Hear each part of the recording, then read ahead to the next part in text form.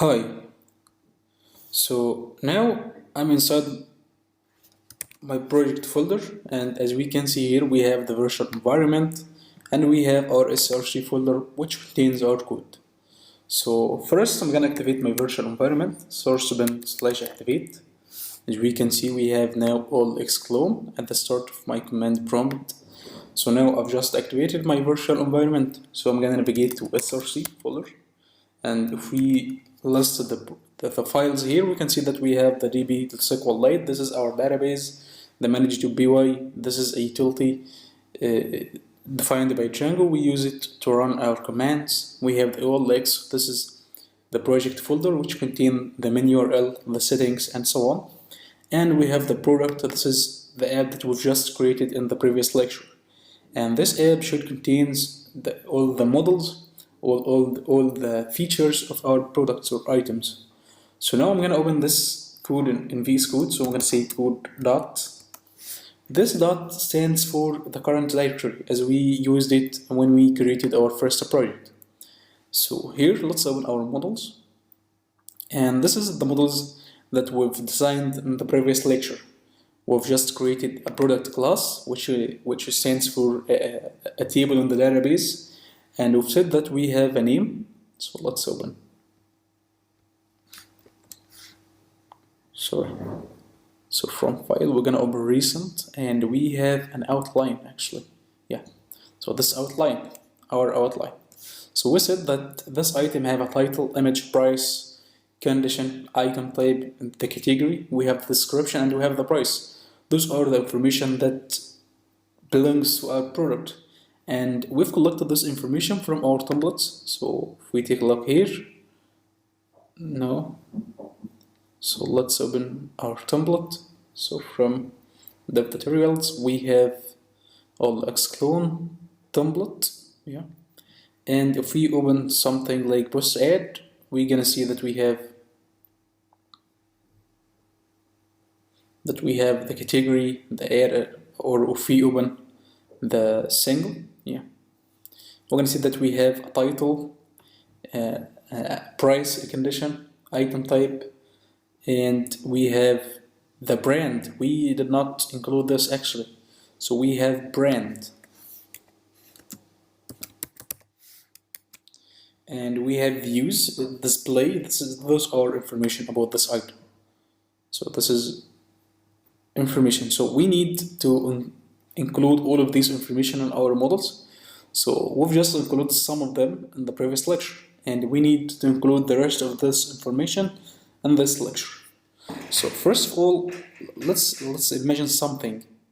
When a new item will be added to the website. A new item will be added when the user posts an ad. So every time you post an ad, you add a new item to the website. You wanna sell or this item or rent or something. So we need to include more information about this in our models. Like what? Like the user who uploaded this item. So this information should include, or this model fields should include the user who uploaded this item to our store. So first of all, we need to include the user, or to import the user first. So let's import the Django user and include those in our database.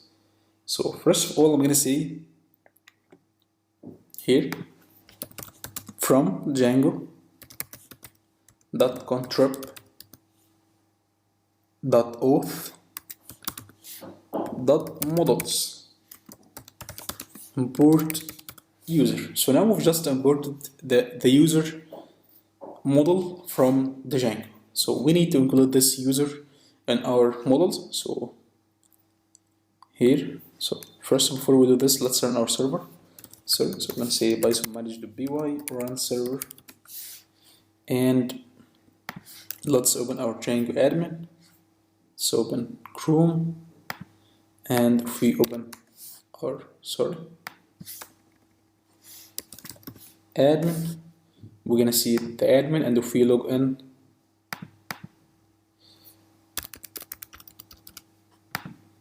so now we have our admin. If we open products, we can see that we've just uploaded only one product, and if we open this, we can see that we have the name, the description, condition, price, created, and so on. So don't worry, So now we've just included the author, the user. We need to include this in our model. So we're going to say the owner equal to, and this is a relation between the Django user model and our product model. So we're going to say models dot foreign key. This is stands for one-to-many relationship.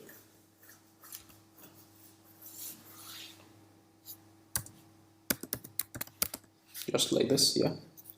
And in this foreign key, we need to give this foreign key two options. The first of all, the model that you have a relation with. So we're going to say user, and we need something else. It is on delete. What will happen if we delete something? So we're going to say on delete equal to, and we're going to say models dot cascade. So if we deleted a user, all the products about this user will be deleted.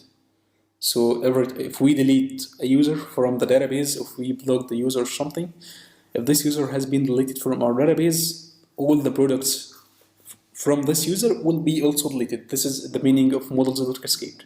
So now we've just added a model. So let's save this. Every time we make a change in our database, we need to make migration and migrate those changes so that we can see those changes in our admin panel. So I'm going to say Python manage.py make migrations so that the Django can listen or identify the new changes in our models.py.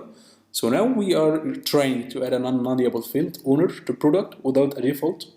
We cannot do this to the database. So we need to provide one default name.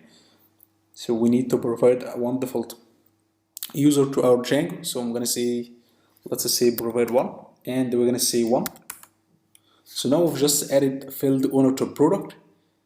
Okay, so we're going to say Python manage.py migrate, and then now we've just applied our migration to the database. So let's run our server again, and let's refresh our admin. So now we can see that we have the owner, and this drop down contains all the users in our system. And if we click on this pen, we can see that we can add a new user or edit this user, this MacBook user. And if we add it on this plus sign, we can see that we can add a new user to our project using the username, password, and the password confirmation. So now we've added a owner for this product. This is awesome. So now we've just added the owner, but we need to do something. If we added a new product, so let's say that we're gonna add a new product.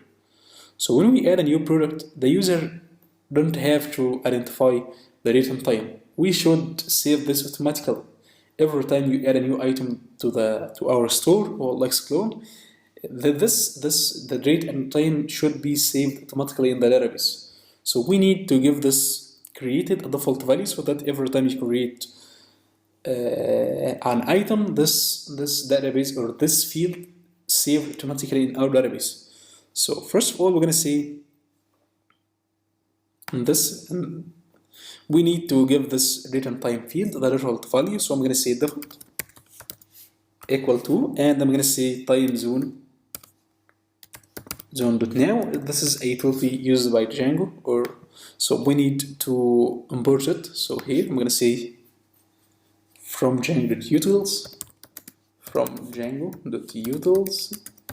import time zone. Yeah, just like this. So let's save this and let's take a look at our server.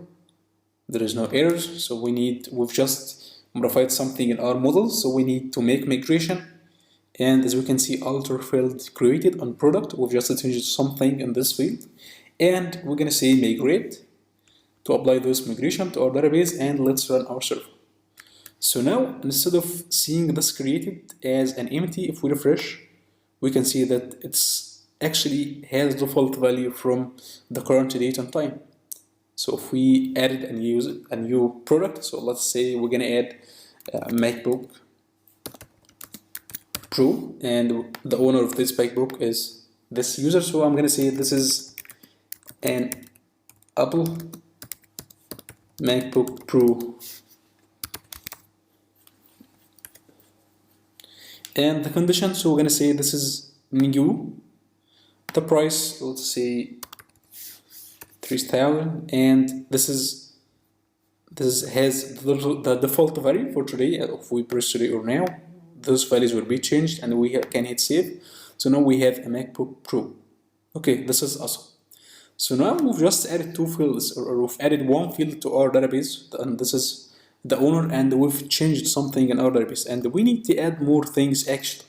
There are many things that we need to add in our model to make it the best version of this model, and we're gonna do this but in the next lecture. See you next lecture.